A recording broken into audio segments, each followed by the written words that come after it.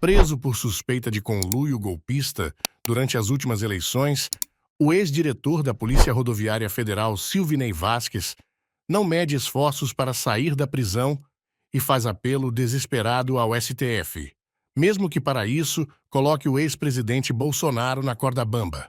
Veja neste vídeo como o suspeito de tentar interferir nas eleições presidenciais a favor de Bolsonaro agora muda de postura e lança mão da estratégia Salve-se quem puder. Neste momento, o ministro Alexandre de Moraes analisa o pedido, mas, a contar pelas decisões contrárias à turma de Bolsonaro, a tentativa de Vasquez possivelmente pode não surtir efeito algum. Veja agora o resumo das últimas notícias de política que a mídia ninja preparou para você ficar por dentro dos assuntos que movimentaram este início de semana. Inscreva-se no canal e nos ajude a bater 1 milhão de seguidores no YouTube.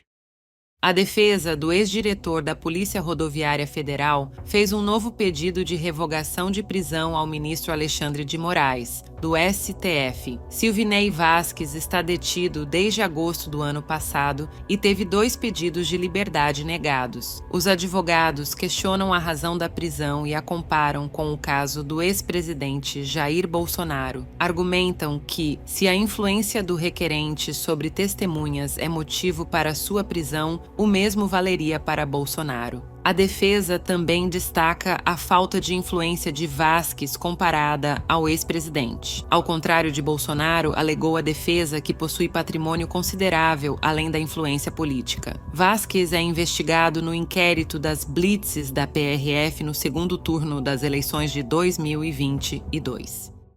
O ministro do Supremo Tribunal Federal, Alexandre de Moraes, proibiu o general Mauro Lourena Cid de visitar seu filho, o tenente-coronel e ex-ajudante de ordens de Bolsonaro, Mauro Cid. A informação foi divulgada pela revista Veja. O tenente-coronel Mauro Cid está preso desde março, quando um áudio foi vazado pela Veja e seu acordo de delação premiada foi revisto. No mais recente, o militar vem colaborando no inquérito da PF que mira o esquema de comércio ilegal das joias sauditas. Com a investigação se encaminhando para o fim, previsto ainda para maio, o tenente-coronel presta apoio para agentes que realizam apurações nos Estados Unidos, para confirmar em quais lojas as joias foram comercializadas para Jair Bolsonaro.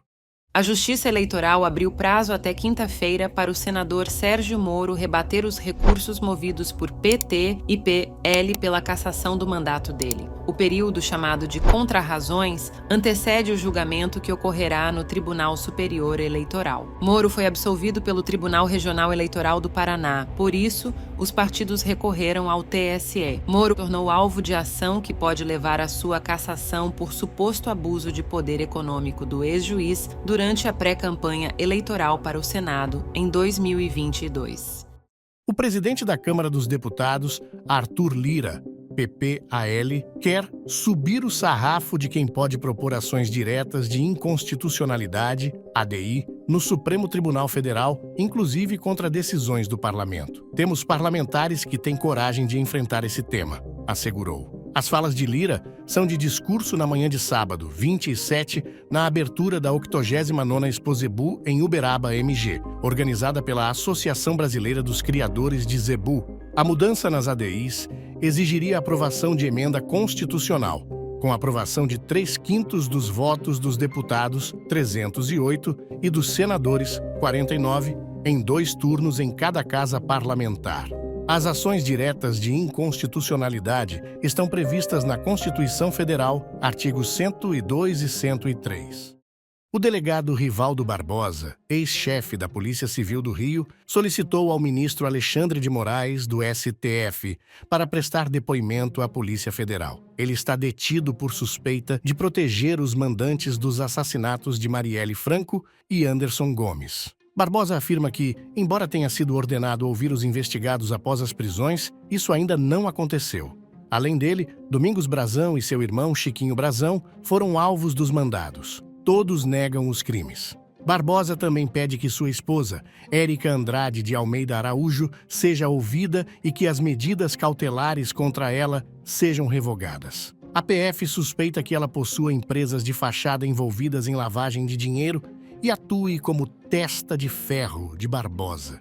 Os advogados de Érica afirmam não haver provas de atividades ilícitas em suas empresas ou de que sua riqueza tenha origem ilegal. Na última quarta-feira, durante uma audiência pública realizada na CPI da Braskem, senadores apontaram empresas de engenharia contratadas pela petroquímica como corresponsáveis pelos danos ambientais e sociais causados em Maceió devido à extração mineral. A CPI ouviu testemunhas responsáveis pelos estudos utilizados pela Braskem durante a lavra de salgema em uma tentativa de defesa contra as acusações de ter causado afundamentos do solo na capital alagoana. A reunião foi convocada em resposta a requerimentos do relator, o senador Rogério Carvalho. Durante a sessão, o presidente da CPI, senador Omar Aziz, afirmou que a confissão de culpa por parte da Braskem nos danos em Maceió também deve ser estendida às empresas que realizaram os estudos utilizados pela petroquímica. O ex-presidente do Uruguai, José Mujica, de 88 anos, compartilhou em uma entrevista coletiva nesta segunda-feira uma notícia que surpreendeu muitos. Ele foi diagnosticado com um tumor no esôfago. Mujica revelou que recebeu esse diagnóstico após passar por um check-up médico no Centro de Assistência Casmo, na última sexta-feira. Cercado por líderes políticos, ativistas e pessoas próximas, Mujica afirmou o seguinte: "Na minha vida, mais de uma vez o ceifador esteve rondando a cama, mas ele continuou a me pastorear. Dessa vez, me parece que ele vem com a foice em punho e veremos o que acontece." Apesar da notícia, Mujica mostrou-se resiliente e determinado a permanecer ativo.